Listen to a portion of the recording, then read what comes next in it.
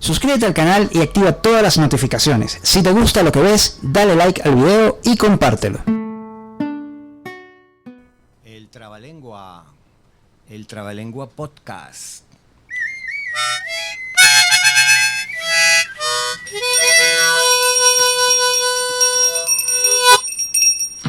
El Trabalengua en su nuevo avatar, a través de Ashram, Hogar de Emprendedores. Y aquí estamos a pesar del cordonazo de San Francisco que tiene azotada la ciudad. Así como estuvimos ayer también en la radio, en Radio Tiuna. Saludos, aquí tenemos a Argenis aquí de visita también. Y bueno, ayer eran los truenos eran algo terrible, ¿no? Impresionante. ¿Qué dices tú, María Teresa? Aquí está María Teresa Gracia, sí, bueno. Conocida como Diana Spencer, pero ese es en su otro avatar. Hola, mis mojados amigos. Sí, ¿cómo no? Sí, efectivamente, ayer había unos truenos terribles y relámpagos y Ajá. bueno, y después arrancó a llover que no ha parado. No ha parado de sí. llover. Bueno, tú dices que ese es el cordonazo, Ese es el cordonazo, digamos, con todos los hierros. O sea, no nos ha decepcionado este año el cordonazo, ha sido un señor cordonazo. Entonces felicitamos a San Francisco por su eficacia, ¿no? Sí. Y bueno, el Trabalengua, vamos a tratar el mismo tema que tratamos en el programa de ayer y a ver si le encontramos algunos ángulos nuevos, ¿no? Sí. Porque el tema en sí del programa, en realidad hay varios temas, ¿no? Digamos, uno de los temas es la historia en sí misma, ¿no? La historia como disciplina. La historia, mucha gente la encuentra fastidiosa. Incluso recuerdo a Yasuina la otra vez que estaba aquí en el programa diciendo que la historia le parecía fastidiosa, ¿no? Bueno, si la historia es que tienes que aprenderte las fechas de una cantidad de cosas que tú ni sabes ni qué son, o como salió bien una vez en una película, tienes que aprenderte los nombres de todos los reyes bárbaros los reyes visigodos de España y tal. Entonces unos nombres ahí extrañísimos, Dagoberto, no sé qué. Entonces tienes que aprenderte una lista de cosas que no significan nada para ti, entonces es fastidiosa la historia, obviamente, ¿no? Ahora, la historia realmente es de donde están los cuentos, ¿verdad? Donde están las historias más sabrosas que se pueden contar. Y los personajes históricos forman parte del inconsciente colectivo. Todos tenemos una idea inconsciente de Bolívar, por ejemplo, del héroe Bolívar, de Juan Vicente Gómez. Es más, Juan Vicente Gómez tiene un tremendo peso en el inconsciente colectivo del venezolano, que añora, el venezolano tiende pues a añorar esa figura paternal autoritaria que representa Juan Vicente Gómez. Y así los personajes de la historia tienen ese peso también inconsciente, ¿no? Y entonces la historia puede ser también la base para la fantasía, para la fabulación. Y eso, bueno, es realmente lo que a mí me interesa dentro de la historia. A mí dentro de la historia, por ejemplo, me interesa la reconstrucción, como en las películas, ¿verdad? Tú haces una película de época, que ojalá hicieran más, o en todo caso telenovelas de época, que aquí se trataron de hacer, ¿verdad? Sí, se han hecho. Ajá, pero por lo general, no sé, no han tenido mucho éxito, ¿no? Uh-huh. Pero tenemos, por ejemplo, el ejemplo de Chica da Silva, que la están dando ahora, repitiéndola, algo así como 20 años después, y hasta más de 20 años. Más de 20. Ajá. Bueno, donde hay una reconstrucción de época, entonces, claro, hay una parte totalmente fantástica, pero también hay el estudio de cómo era el vestuario de la época, cómo lucía la gente. Puedo citar, recientemente se han hecho películas, claro, en un periodo que hubo prosperidad económica suficiente como para hacer eso. Se hicieron unos intentos de películas históricas acá en Venezuela, muy interesantes, ¿no? Sí. Yo creo que la mejor fue Zamora, porque en Zamora se revive pues la imagen de personajes históricos como el propio Zamora, ¿no? El propio Zamora, fíjense que la única imagen que hay de Zamora como tal es un señor con un bigotote y de perfil, ¿verdad? Entonces tú lo que ves es una narizota y el bigote y el perfil, ¿no? Pero no hay una iconografía así abundante de Zamora. Pero también tenemos a Páez, por ejemplo. Páez realmente fue muy bien reconstruido para esta película. Guzmán Blanco, Falcón, y bueno, los vestuarios de la época y eso, ¿no?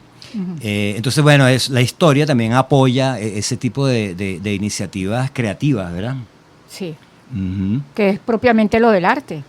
El arte, cómo es la historia novelada, uh-huh, que es una cuestión artística. Bueno, y ya que María Teresa trae a colación la historia novelada o la historia fabulada, justamente hoy tenemos acá un libro de Francisco Herrera Luque, que es, bueno, fue un verdadero pionero en cuanto a lo de la historia novelada, porque aquí sí, obviamente porque la cuestión de Bolívar, la guerra de independencia, es toda una épica que tiene, bueno, grandes resonancias para el alma del venezolano, ¿no? Y siempre se hicieron libros, pero quizá no tanto novelas, pero Francisco Herrera Luque fue un gran innovador en su enfoque de la historia fabulada, ¿no? Y de paso fue un escritor que tuvo muchos éxitos editoriales, cosa que tampoco es común acá en Venezuela. Por ejemplo, la novela Bobes el Urogallo, de Francisco Herrera Luque, que salió en los años 70, 72 por ahí, es el segundo libro más vendido después de Doña Bárbara. ¿Ah? ¿Qué te parece? El segundo libro más vendido después de Doña Bárbara. Increíble, sí, increíble. Uh-huh. Y bueno, también tiene un enfoque, digamos, ¿cuál es la palabra? Un enfoque heterodoxo. No, pues es la palabra muy complicada. Un enfoque irreverente es la palabra. De los próceres y eso, ¿no? Y entonces aparecen los próceres, por ejemplo, diciendo palabrotas. Sería no ortodoxo, más o menos. Sería un enfoque no ortodoxo, que es el convencional, el conservador. Bueno, no, nada de que Bolívar... Porque antes cuando ponían a Bolívar, por ejemplo, ponían a Bolívar con voz, con eco. Sí, como cuando Bolívar decía unas palabras, entonces le ponían un eco para que se oyera aquello solemne, ¿no? Y a veces ni se veía de frente. No lo ponían, es verdad. No, lo ponían de espalda. Lo ponían de espalda y que eso lo hacían también con Jesucristo, por cierto. Sí. Antes de que pues Jesucristo se volviera un tipo muy popular. Y el presidente de Estados Unidos también. Ajá, sí, era un tipo importante, entonces no lo mostraban y bueno. Pero entonces en las novelas de Francisco Herrera Luque aparecen todos estos personajes históricos hablando como cualquiera, ¿no? Entonces eso fue una innovación y bueno, hubo cierto escándalo ahí entre personas que creen que la historia tiene que ser solemne y que tiene que ser así fastidiosa y mediocre, o sea, mediocre, diría yo también, ¿no? Bueno, entonces entrando en el tema de Manuel Piar. Manuel Piar, bueno, hay varias cosas. Empecemos por digamos, la historia convencional de Manuel Piar, la historia oficial. Tú te metes en Wikipedia y pones Manuel Piar. Y entonces te sale, bueno, Manuel Piar fue un militar venezolano que era mulato y que era hijo de una señora que era mulata y tomó el apellido del concubino de esta señora, porque en esa época una negra no se podía casar con un blanco, porque estaban las leyes de casta, uh-huh, que quizá eran leyes no escritas, pero bueno, que se cumplían, ¿no? Sí. Una negra no se casaba, y menos con un blanco. La negra se casaba, pero con otro negro. Si o por lo menos una persona de mezcla de raza, ajá, pero no blanco. Bueno, lo cierto es que entonces es lo primero que tú aprendes de Manuel Piar, que supuestamente Manuel Piar era mulato. Sin embargo, cuando nosotros vemos este retrato que está aquí, que es de paso el único retrato que yo conozco de Piar, ¿no? Hay otras que son versiones de este retrato, pero este retrato es el que aparece, según leí acá en este mismo libro, aparece por primera vez en la historia de Rafael María Baral, la historia de Venezuela de Rafael María Baral, y está basado en gente que conoció a Piar, al personaje. Y bueno, ¿qué es lo que vemos aquí? Bueno, aquí vemos un señor totalmente rubio, de rasgos definitivamente nada africanos, ¿verdad?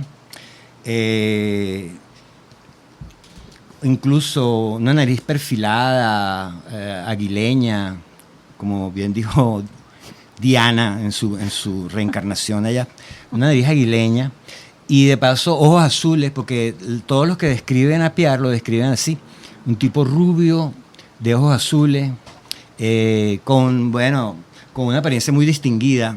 O sea, distinguida quiere decir que era muy blanco, ¿verdad? Incluso, para agarrar esa línea ahí, el propio Piar se burlaba de Bolívar y de Rivas, que decían que eran blancos, pero Piar decía que ellos tenían rasgos de negros y de indios y de mestizos, ¿no? En cambio él sí era blanco. Entonces, ¿cómo es eso? Este es un mulato blanco. Bueno, porque ahí es donde está la ambigüedad del personaje, ¿no? Desde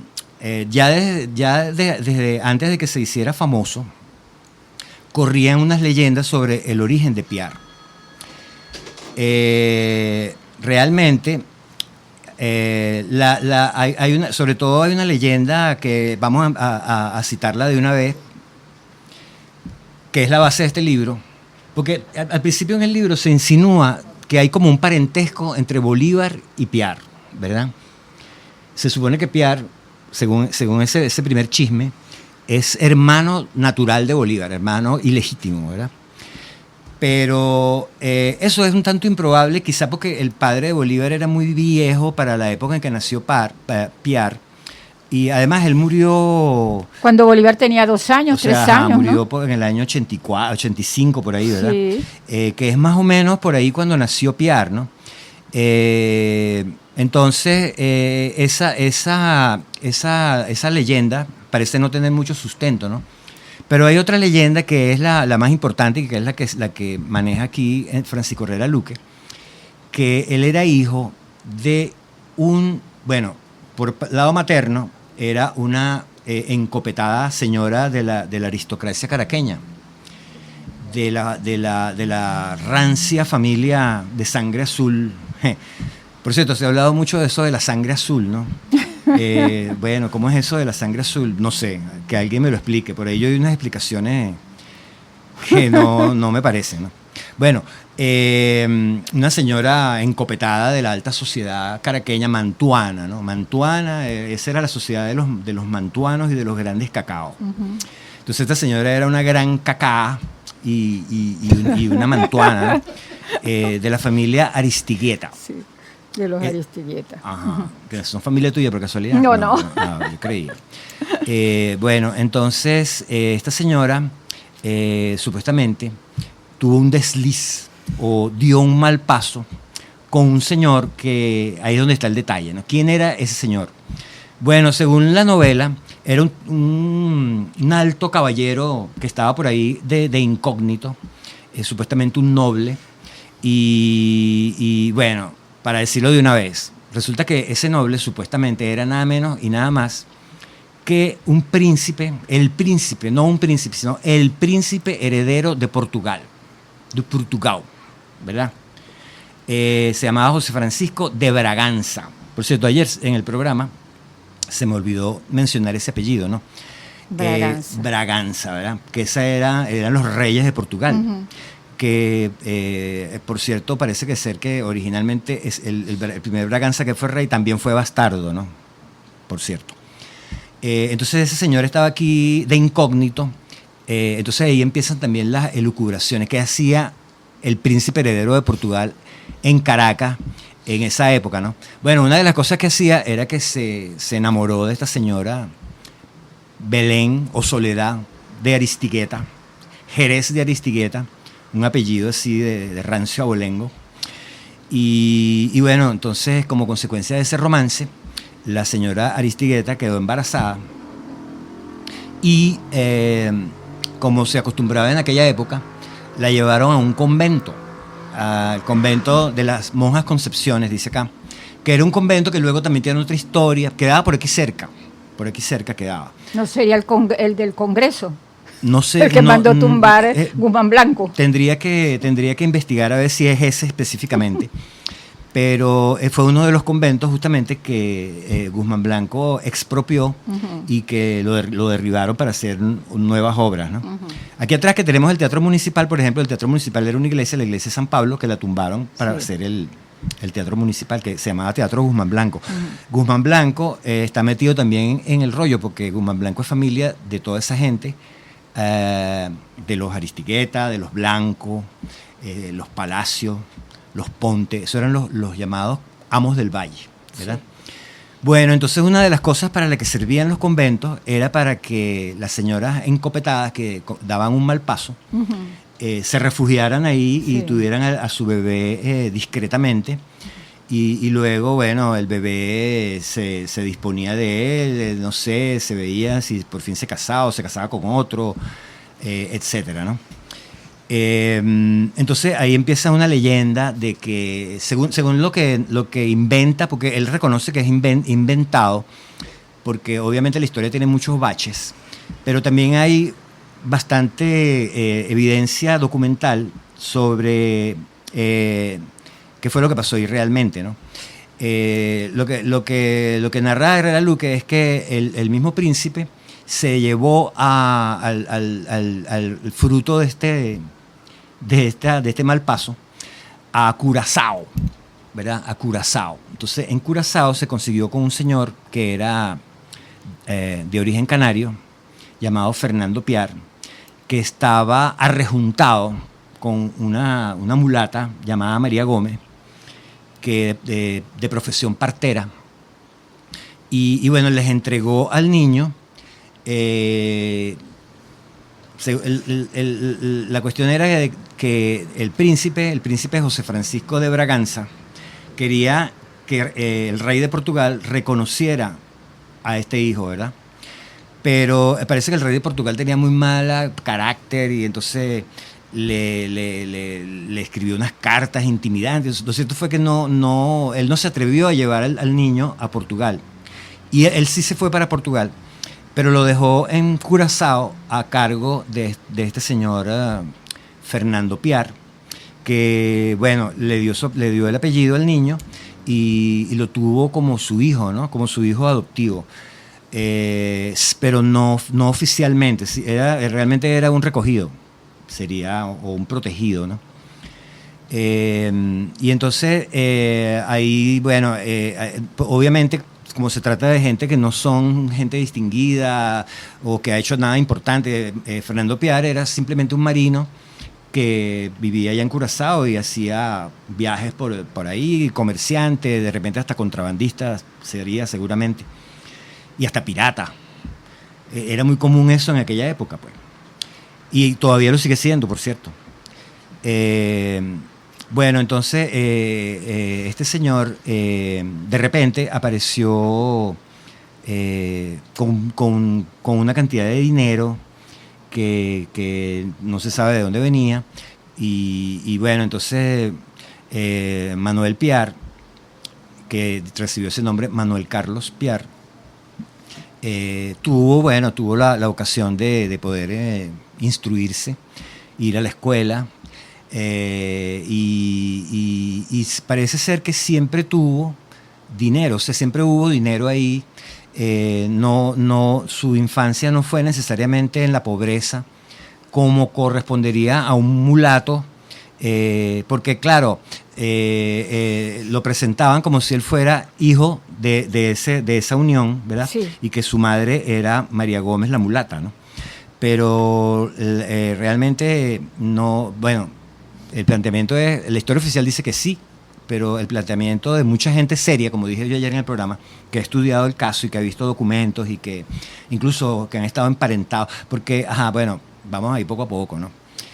Una de las cosas que hizo Manuel Piar que hace dudar que haya pertenecido a la casta de los mulatos es que él se casó en Curazao, que era una colonia holandesa, bajo la protección del gobernador de la isla, con una señora holandesa blanca, ¿verdad?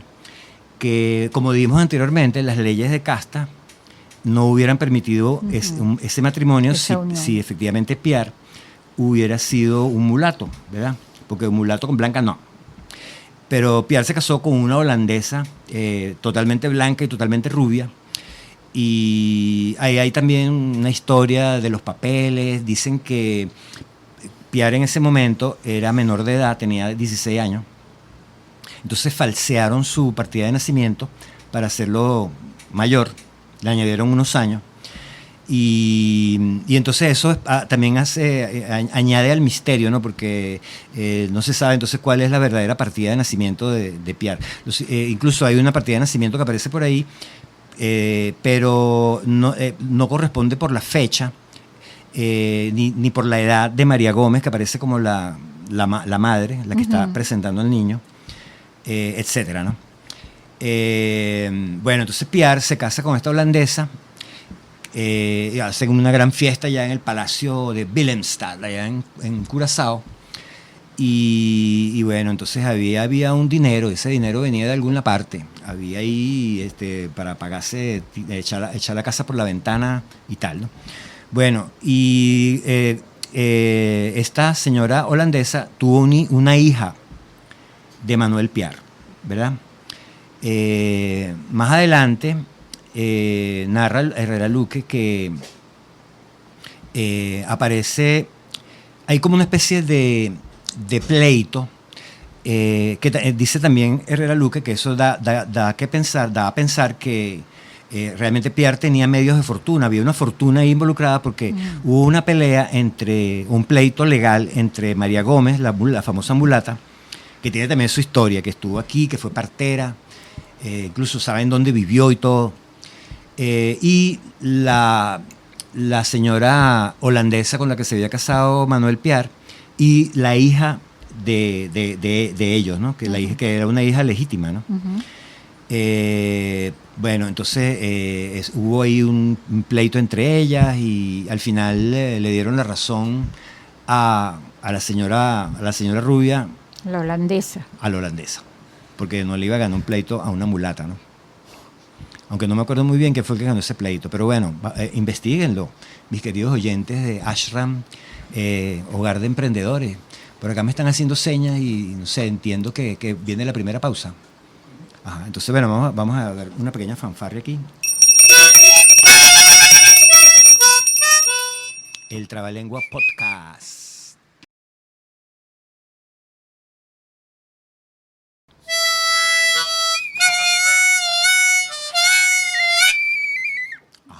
Me acuerdo un compañero que me dijo que si tú quieres tocar la armónica debes tocar una sola nota.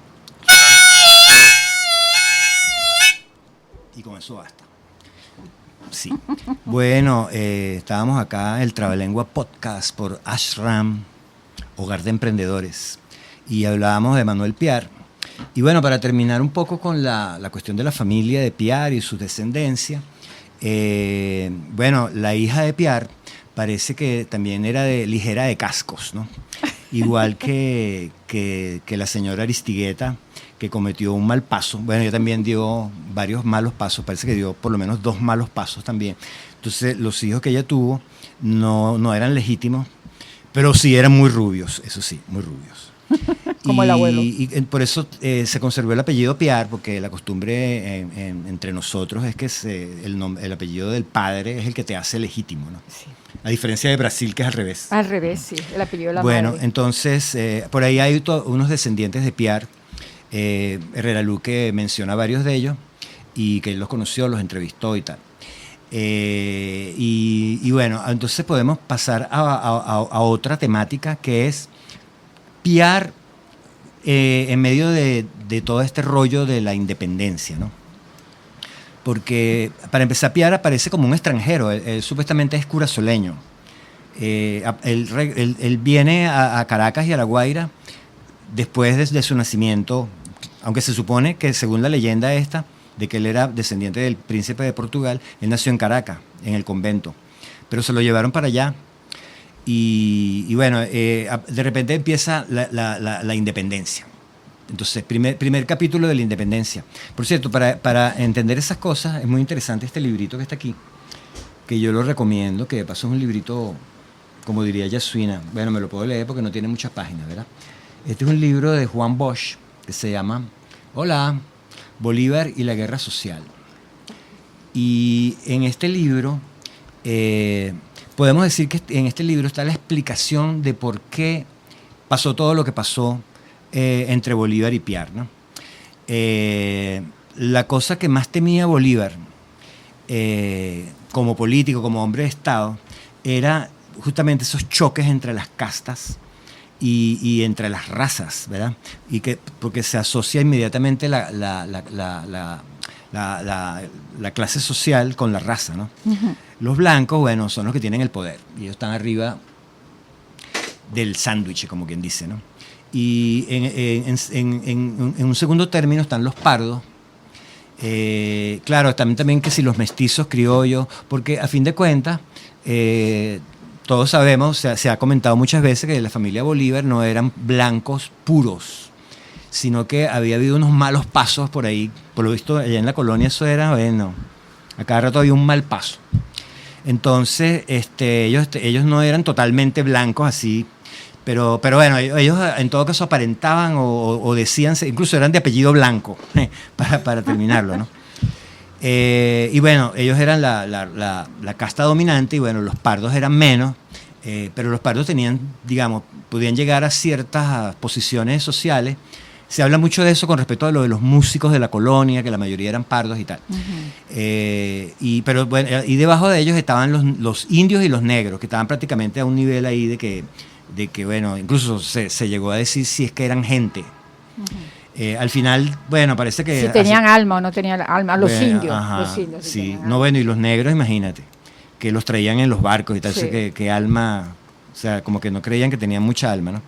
Bueno, entonces esas castas existían ahí, y la colonia estaba basada justamente en esa discriminación y en el hecho de que los españoles eran la casta gobernante, ¿no?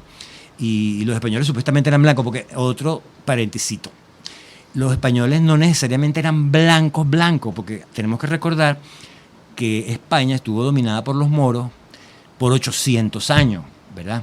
Entonces toda esa gente que venía, sobre todo del sur de España, de Andalucía, que Andalucía había sido el reino de los moros, uh-huh. ¿verdad? Entonces esa gente ya tenían sangre africana por ahí, por el lado de los moros, ¿no? Entonces ninguno de los conquistadores, sobre todo los que venían, insisto, de Andalucía, que eran la mayoría, no eran o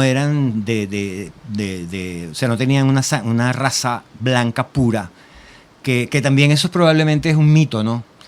Pero, en fin, ya ellos venían ahí. Incluso eso explica también, aparte de una explicación que dio María Teresa ayer, que es que las mujeres blancas... ¿Cómo es la historia de...? A ver. Bueno, que las mujeres blancas tardaron más de 100 años en venir aquí, ajá. en relación con los hombres que inmediatamente uh-huh. que con la conquista, ya ellos ahí se unieron con las indias. Uh-huh. Pero la mujer blanca tardó más en venir en América porque por la cuestión de los convencionalismos, de que eran las esposas de los oficiales, ¿no? Como iban ellas a ir en esa aventura, no correspondía, ellas tenían que estar en la casa, ¿entiendes? Entonces tardaron más de 100 años. ¿Cuál era la excepción ahí? Por supuesto, las mujeres que eran aventureras, las prostitutas, etcétera. Eso, etcétera, uh-huh. etcétera, que era otra cosa. Bueno, sí. Entonces, por lo general, el mestizo es producto de un blanco con una india. Sí. Y no de una india o de un indio con una blanca. Eso es un hecho. Sí. De hecho, era el padre siempre era el blanco. Sí. Y el elemento pasivo, pues, era la mujer, y entonces la mujer era la que era de una casta inferior, ¿no? Uh-huh.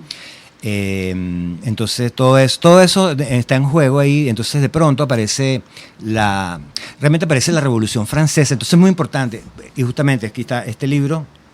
Lo explica de una manera muy, muy, muy interesante y muy buena. Juan Bosch es un autor dominicano. Claro, él fue incluso presidente de la República Dominicana, y los que saben historia saben que había un rollo cuando derrocaron a Juan Bosch, y entonces vinieron los marines y hubo ahí un gran conflicto en la República Dominicana, ¿no? Pero bueno, él escribe este libro y ahí él dice que la cosa empieza con la Revolución Francesa, que es posterior a la Revolución de Estados Unidos, ¿no? Porque está la Revolución de Estados Unidos, pero es claramente la Revolución de Estados Unidos la hacen una gente que son blancos, para empezar son blancos, y ellos tienen otra actitud hacia la cuestión de las razas, porque ellos son puritanos, ellos son protestantes, ellos tienen una moral muy rígida, y ellos absolutamente prohíben que nadie pueda tener relaciones con las razas inferiores. O sea, los indios, olvídate, no son gente. A menos que hayan los renegados, bueno, pero la gente normal, a diferencia de los conquistadores que venían ellos solos, los puritanos iban en familia, siempre iban en familia, iba marido, mujer e hijos, sí. Es una historia completamente diferente. Ellos son los que hacen la revolución, la independencia de Estados Unidos, pero luego viene la Revolución Francesa, y entonces en la Revolución Francesa, para resumir, porque no vamos a quedar en ese tema, hay un punto importante que es Haití, ¿verdad? Haití es la colonia más importante que tiene Francia en el Nuevo Mundo. Y bueno, con el azúcar y otros productos agrícolas, y claro, con la explotación de la esclavitud, se convierte realmente en la joya de la corona. Eso era, bueno, la riqueza de Francia, una buena parte, una buena proporción viene de allá de Haití, ¿no? ¿Y qué hay en Haití? Bueno, en Haití hay un 70-80% de gente negra o mulata. Los blancos son una minoría. Entonces, ya a finales del siglo XVIII, después de la Revolución Francesa y a principios del XIX, ocurre un gran conflicto en Haití, que podemos resumirlo simplemente. Los negros y los mulatos se alzan contra los blancos, son una inmensa mayoría, y los masacran. Hay unos cuadros tremendos, patéticos, de las matanzas de blancos allá en Haití. Y luego incluso mandan unas tropas, Napoleón, que ya Napoleón está allá en Francia, manda unas tropas allá a Haití, y esas tropas también son derrotadas por los negros allá en Haití, ¿verdad? Luego hay conflictos también entre negros y mulatos. Luego la cosa se complica ya en Haití, pero lo interesante es que la revolución haitiana tiene un elemento racial que cuando la gente acá, sobre todo en Venezuela, que está bastante cerca del Caribe, de las Antillas, se enteran de lo que está pasando en Haití, se asustan, ¿no? Porque claro, los blancos, mantuanos, grandes cacaos de acá, ellos quieren la independencia para tener relaciones comerciales con Inglaterra, Holanda, sin necesidad de pasar por la alcabala de los españoles, ¿no? Por otro lado, los españoles están en decadencia, el rey está preso, Napoleón lo tiene preso por allá, sometido, no hay gobierno en España. Entonces, bueno, los criollos hacen los movimientos independentistas, el de Caracas, el 19 de abril, y entonces declaran la independencia, y de pronto aparecen unos españoles por ahí, el capitán Monteverde. Fíjense que lo del capitán Monteverde es interesante, porque es un tipo que tiene un rango inferior, un tipo que no es conocido, no es un gran general, ni un veterano, ni nada, simplemente es capitán. Y bueno, el hombre llega y se opone a lo que está pasando en Caracas. Por el contrario, en Caracas tiene nada menos que a Miranda, Francisco de Miranda, que es un generalísimo que viene de cuántas guerras y cuántas batallas y cuántas victorias, y en Francia y en Estados Unidos. Bueno, pero resulta que Monteverde se da cuenta de lo que está pasando, que aquí hay una clase social que es la que se está rebelando contra la monarquía. Por causas comerciales más que nada. Y por causas que no tienen nada que ver con reivindicaciones sociales, ni el idealismo de la igualdad, fraternidad y todo eso. Entonces logra que lo apoyen justamente los pardos, los negros, los campesinos, los peones, los indios, todas las castas que han sido durante toda la colonia dominados y sometidos y humillados por esta casta que ahora se está rebelando y hablando de libertad. ¿Y quiénes son los que hablan de libertad? El Marqués del Toro, el Marqués de Mijares, o sea, gente que realmente tampoco están hablando, por cierto, de liberar a los esclavos ni nada, ¿no? Ellos simplemente lo que quieren es su libertad, pero más que todo es una libertad de comercio, ¿no? Bueno, entonces ahí empieza el primer germen, la primera semilla de la guerra social, ¿no? Que para Bolívar es guerra social, guerra de castas y guerra racial, ¿verdad? Monteverde, con sus negros, sus indios, poquitos españoles, logra que Miranda capitule. Entonces ahí es donde ya aparece entonces la figura de Bolívar, por cierto, no lo hemos mencionado. Bolívar supuestamente es el hombre más rico de Venezuela en ese momento. O sea, él es jefe natural de la casta de los mantuanos, Simón Bolívar. Y bueno, él está apoyando la independencia, pero todavía es un tipo muy joven. Y entonces aparecen los primeros episodios oscuros de la carrera de Bolívar. Entonces aquí podríamos decir esto que lo dijimos en el programa anterior, que el problema que tenemos los venezolanos con Bolívar, para entenderlo, interpretarlo y hacerle justicia, sí, y ser lo más objetivo que se puede hacer, porque nunca se puede ser totalmente objetivo, pero bueno, ateniéndose lo más posible a los hechos. El problema es que aquí en Venezuela hay un culto a Bolívar, o sea, está el culto al bolivarianismo, es el bolivarianismo que incluso ahora está en el poder, y eso es así. Fíjate que cuando Venezuela se separa de la Gran Colombia, lo primero que hacen es prohibirle la entrada a Bolívar y perseguir a Bolívar, e incluso ofrecieron una recompensa por Bolívar, o sea, Bolívar estaba proscrito. La nueva República Bolivariana, efectivamente, cientos de años después, asume a Bolívar y lo reivindica, e incluso le da el nombre al país, República Bolivariana, ¿verdad? Y los poderes todos. Ajá. Que es lo que tenemos ahora, ¿no? Sí. Entonces el culto a Bolívar entonces se multiplica más todavía, y entonces no podemos ver a Bolívar, digamos, no podemos ver sus defectos, o no podemos ver la otra cara de la moneda, o no podemos ver sus flaquezas normales de ser humano, no podemos ver su conciencia de clase, y ciertos episodios que podríamos enumerarlos, ¿no? Hay varios episodios de Bolívar que son así como medio oscuros, ¿no? Uno es que Bolívar, joven coronel, está encargado del castillo de Puerto Cabello, que es estratégico, un punto estratégico. Entonces Bolívar lo pierde. No entremos en esa historia, porque de paso esa historia la mencionamos la otra vez en Radio Tiuna, ¿no? Entonces, bueno, búsquense los archivos de Radio Tiuna para que vean ahí esa historia, ¿no? Lo cierto es que Bolívar quedó muy desprestigiado con esa derrota, incluso deprimido. Se acerca a Miranda, y Miranda... Bueno, pero entonces, ¿cuál es la conducta de Miranda? Miranda, cuando se encuentra en una situación así apretada, lo que hace es que se rinde. Sí, capitula. ¿Verdad? La capitulación. Y bueno, entonces Bolívar y otros oficiales que, digamos, están apoyando, que son todos blancos, por lo demás, que están apoyando la independencia y tal, le dicen, bueno, Miranda, ¿cómo te vas a rendir? Tenemos 5.000 hombres en armas y te vas a rendir. Y Miranda, bueno, no se sabe muy bien por qué. O sea, realmente no se sabe muy bien por qué. Es una cosa que está en la duda. ¿Qué pasó, Miranda? Tú no venías de ganarle 1.000 batallas. Y, bueno, Miranda se rinde, y entonces está el primer episodio. ¿Quién entregó a Miranda? O sea, Miranda lo entregaron. Miranda se iba a ir, estaba esperando el barco. Se rumora incluso que en ese barco estaba el tesoro de la Catedral de Caracas, ¿verdad?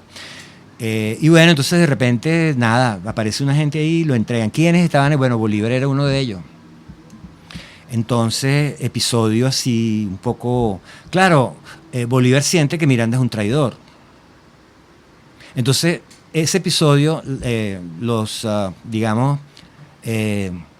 cultores de Bolívar tratan de evitarlo así para no hablar mucho de eso.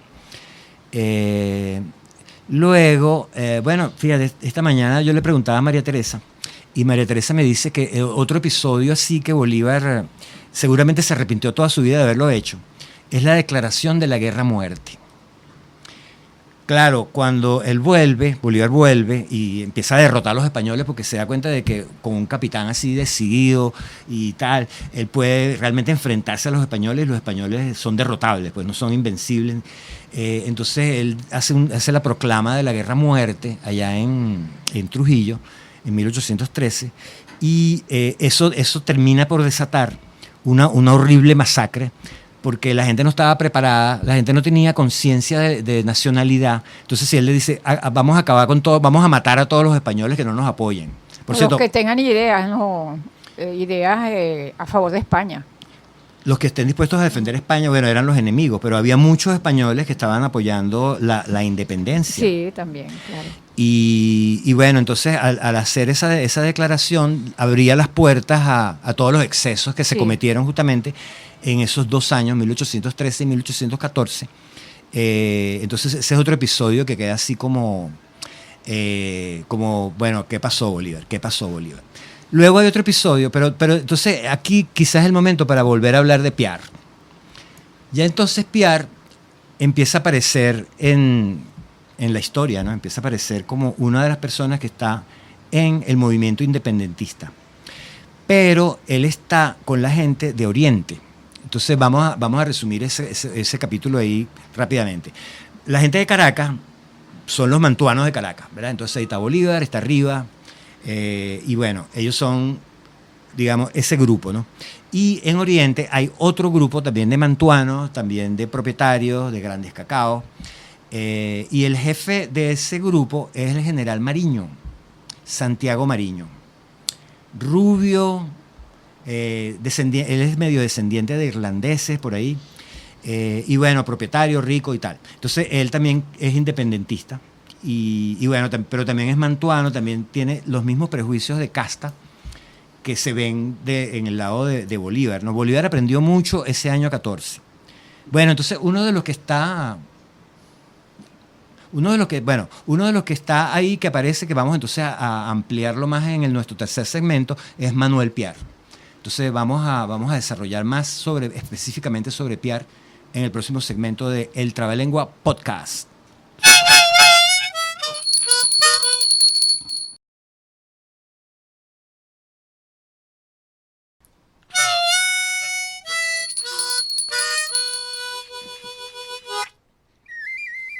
El Trabalengua Podcast.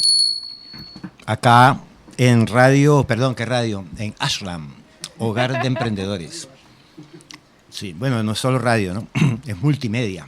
Eso Entonces, es multimedia. Por eso es el Trabalengua Podcast Multimedia. Entonces se va a acabar el programa y no hemos hablado casi de Piar, ¿no? Entonces ya nos toca hablar de Piar. Bueno, hablamos al principio sobre su origen. Bueno, lo cierto es que aparece el personaje de Manuel Piar por ahí y resulta ser un militar muy talentoso y un hombre con mucho carisma, apoyado, a pesar de que él es, porque justamente ahí es donde está la cosa de Piar, ¿no? Él es totalmente blanco y rubio, pero él es como no pertenece a la clase de los mantuanos, él es un desclasado realmente. Entonces, él es visto como un igual por los pardos, aunque él no es igual, porque él no racialmente no lo es, ¿no? Pero es hijo natural. Además tiene un gran talento militar. En el ejército hablan de Piar como el hombre que nunca perdió una batalla, lo cual no es cierto. Creo que de 13 batallas perdió una. Y la perdió con Boves, porque claro, vamos a mencionar brevemente a Boves. Boves fue el hombre que aglutinó todo ese movimiento racial y lo utilizó para destruir la Segunda República y para que Bolívar realmente se llevara la paliza de su vida. Después de la batalla de La Puerta, en junio de 1814, Bolívar no volvió. Yo tengo esa tesis, entonces yo la someto acá y seguramente habrá alguien que responderá y dirá que sí, que no. Un tema histórico debatible, ¿no? Después de la batalla de La Puerta, en junio de 1814, Bolívar pasó 5 años sin volver a ganar una batalla. La siguiente batalla que ganó Bolívar fue Pantano de Vargas, en Nueva Granada, después que cruzó los Andes, y fue la famosa intervención del Negro Rondón, por cierto, la que lo salvó en ese momento, ¿no? Porque ahí fue donde Rondón le dijo, mire, general, Rondón no ha peleado todavía. Entonces Bolívar le dijo, bueno, capitán, porque creo que era capitán, salve usted la patria. Y entonces el Negro Rondón hizo una carga de caballería al estilo de Boves. Y entonces ahí fue que Bolívar volvió a ganar una batalla por fin, después de 5 años realmente de amargas derrotas y fracasos. Otro episodio de Bolívar que es bien complicado para él es cuando él regresa después de que va a Haití a pedirle auxilio a los haitianos y entonces decide invadir a Venezuela y se viene para acá, para Ocumare. Entonces esa invasión de Ocumare es un desastre. Bueno, todo salió mal, todo lo que podía salir mal salió mal. Y Bolívar, que supuestamente era el jefe del movimiento, queda sumamente desacreditado. Y todos los jefes, los altos jefes, se le rebelan. Principalmente porque, digamos, son importantes para la historia de Piar. Mariño y Bermúdez, José Francisco Bermúdez, un militar cumanés, que es muy buen militar y un tipo muy valiente y tal, pero también tiene un carácter terrible. Y como veremos más adelante, él odia a Manuel Piar. Y bueno, el otro que está ahí es Piar también, pero vamos a ver entonces qué pasa con Piar. Todos terminan salen con las tablas en la cabeza, un desastre. Bolívar se tiene que volver a ir. Y en Venezuela, para resumir también, porque digamos aquí queda una parte bastante interesante de la historia, y el protagonista es Manuel Piar. Manuel Piar logra reunir un ejército y obviamente un ejército compuesto principalmente por pardos, negros, indios, campesinos y todos los descastados, igual que él, que era un descastado. Y bueno, entonces con ese ejército empieza a tener éxitos, empieza a lograr victorias que en esa época, en ese momento, para los patriotas estaban bien difíciles, ¿no? Uh-huh. Entonces él logra una gran victoria en la batalla del Juncal en 1816 y luego logra otra victoria que es una de las grandes victorias de la Guerra de Independencia, que es la batalla de San Félix en 1817. La batalla de San Félix le permite la conquista de Guayana, nada menos y nada más. O sea, se trata de todo el territorio de Guayana. Claro, obviamente la mayor parte del territorio de Guayana está inexplorado y es inaccesible, pero la parte más cercana al Orinoco, a los llanos, al oriente, que es una región muy rica también, ganadería y hay, bueno, todo tipo de riqueza, queda en manos de Piar. Entonces, es el único que salió ganando en todas estas escaramuzas que hubo en esos años, ¿no? Entonces, obviamente, los Mariños, los Bermúdez, Bolívar, dicen, bueno, ¿y ahora qué va a pasar? Aquí tenemos a Piar. ¿Y quién es Piar? Bueno, Piar es una especie de bobe, porque es un tipo que es peligroso incluso. Él no es uno de nosotros. Entonces, bueno, empieza la política a moverse ahí. Y el mismo Piar se da cuenta de que el hombre al que tiene que llamar para que asuma aquello, en la jefatura del movimiento, es a Bolívar. Porque Bolívar es, aparte de su riqueza y de su prestigio, es un tipo que tiene un gran discurso, ¿verdad? Maneja de la palabra y con la palabra conmueve a la gente. Y bueno, es un tipo culto. Es todo lo que... prácticamente todo lo que él no es, ¿verdad? Tiene una visión, es un hombre de Estado, es un estadista. Uh-huh. Entonces Piar llama a Bolívar, le dice, bueno, libertador, véngase, para acá, para Guayana, aquí estoy yo y tengo mi ejército aquí y usted va a ser el jefe. Entonces Bolívar, cuando recibe aquella noticia, dice, bueno, pero eso será así o no será así, porque había habido supuestamente unos encuentros con Piar y Piar siempre había quedado como el rebelde, el inconforme, el descastado. ¿Quién es este? Es un hijo natural, es un mulato. Cabe aquí la anécdota con Bermúdez, ¿no? Bermúdez, generalote blanco mantuano, bueno, resulta que Piar estaba aparentemente tratando de conquistar a la hermana de Bermúdez, ¿no? Que era una señorona ya de Cumaná. Entonces, cuando el general Bermúdez se entera de eso, supuestamente llega a casa de Piar con la espada desenvainada y expulsa a Piar de la casa y le dicen, ¿cómo se le ocurre a este mulato pretender a mi hermana, ¿no? Entonces están todas esas cosas ahí, todos esos problemas ahí de discriminación con Piar. Y bueno, pues entonces ahora llega Piar y dice, bueno, yo realmente soy el jefe aquí. Y estos soldados que están aquí me obedecen a mí y conmigo han triunfado contra los españoles, ¿no? Y entonces ahora van a venir ustedes y son los que van a mandar, ¿no? ¿Por qué? Porque ustedes son ¿qué?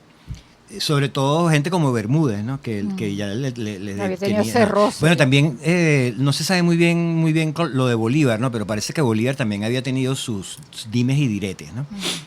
Entonces llega Bolívar y a Angostura, y a Angostura no, Angostura está sitiada todavía, a Guayana, y bueno, Piar le cede el mando. Hay unos incidentes ahí y siempre queda, bueno, mira, este tipo es peligroso. Se reúnen entonces los grandes cacaos, Arismendi, Mariño. Mariño anda por allá por Oriente metiendo la pata, o sea, Mariño le da fatal como militar, ¿no? Fatal. Pero está Arismendi, está Bermúdez, ya incluso aparece Sucre, aunque muy joven, y otras grandes figuras de la independencia, de los militares.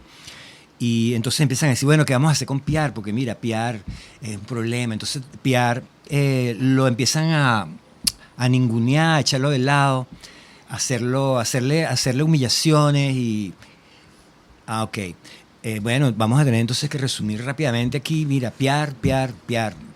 Al final le hacen una conjura entre todos y lo acusan.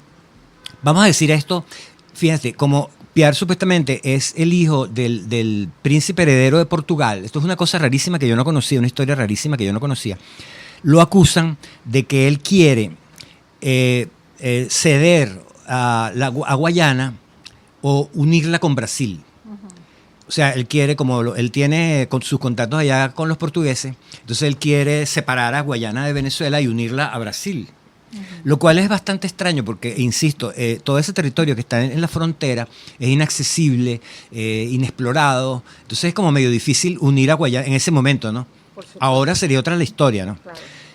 Bueno, pero lo acusan de eso y lo acusan de insubordinación, lo acusan de qué sé yo, de todo lo que pudieron acusarlo. Y la parte de los holandeses también, que decías tú que él estaba intrigando para que... No, los haitianos. Sí, los holandeses también estarían metidos ahí, porque también andaban por ahí, pero los haitianos. Hay una, incluso...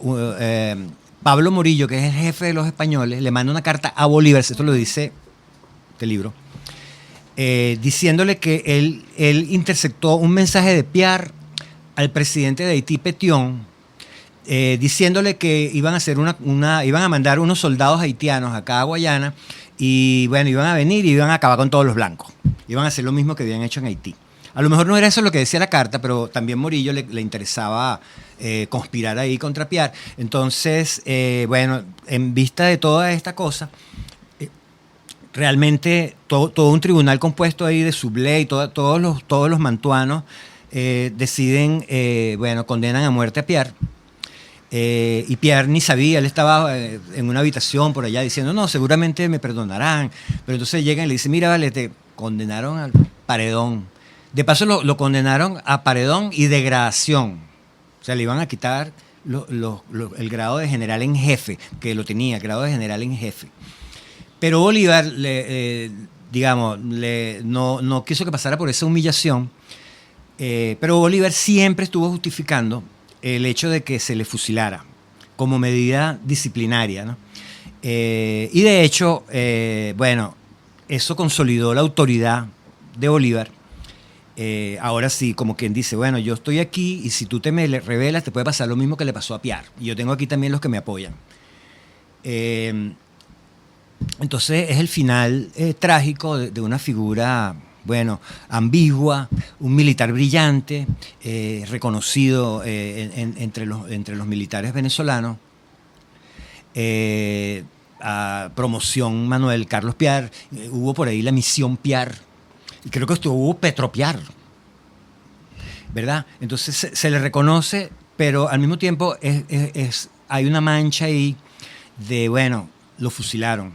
Y Bolívar dio la aprobación a su muerte, ¿no?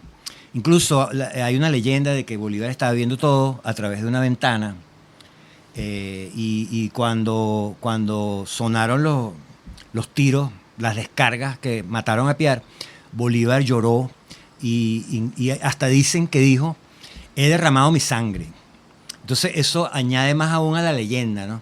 ¿Será que entonces Bolívar era realmente pariente de él? De algún modo, ¿no? Él era, si es verdad lo de la Aristigueta, él era medio pariente, ¿no? No era directamente su hermano, pero bueno, estaba ahí relacionado, ¿no? Y bueno, esa es la historia de Pierre. Ojalá se pudiera hacer una película, una serie. Una serie más bien, porque suena como una novela así de muchos capítulos. Es que es complejo, fíjate, eso está muy buena esa apreciación tuya, porque, por ejemplo, la película de Zamora es muy pesada para verla toda de una vez. Sí. Creo que son 3 horas. Entonces, en cambio, si te la segmentan, ¿verdad? Y te la pasan así en capítulos de 45 minutos cada uno, entonces es más potable, ¿no? Más fácil de ver, más asimilable, ¿no? Más asimilable. Y bueno, que se discutan esos temas, ¿no? Y o sea, yo me cuadro, mira, el Libertador es el padre de la patria. Pierre mismo lo reconoció. Pero bueno, es interesante siempre saber la historia en toda su extensión y tratar los temas aunque sean incómodos. Y bueno, creo que con esto del Trabalengua Podcast. ¿Y qué pasó con la campanita? Ajá. Bueno, se retira por el día de hoy y le damos espacio a Argenis y Yasmina con su programa, nuestros compañeros de Radio Tuna. Y bueno, placer. Ashram, Hilario, Aníbal y bueno, son ahora nuestros compañeros. Hasta luego. Hasta luego. Si has llegado hasta aquí, en serio, suscríbete, dale like y comparte el video con tus amigos. Visita ashramhogardeemprendedores.com para ver toda la oferta de cursos, talleres, conferencias, bazares y muchas cosas más que siempre nos inventamos para ayudarte y darte todas las herramientas como emprendedor solo para ti. En serio, suscríbete. ¿Qué estás esperando? Suscríbete, anda. Vamos.